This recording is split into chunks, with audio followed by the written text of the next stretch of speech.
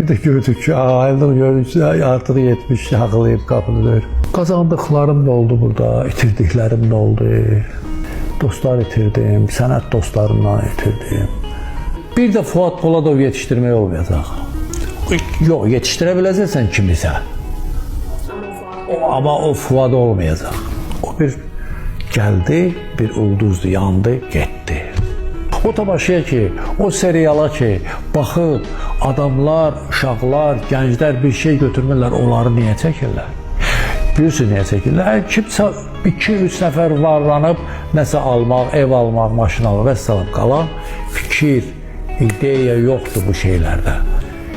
Artıq elmi oyuncağa döndəriblər bunları. Gör nə yerə gəlib çatıb ki, mən 10-15 nəfər eşitmişəm ki, sənətşünaslıq fəlsəfədəsi, nə bilim, elm, doktor. Bu nə deməkdir? Elmlə məşğul olsunuz, gedin elmlə. Axı, bu sənət adamlarına yaraşan şey deyil. Mahnı oxuya-oxuya adam filosof ola bilmir.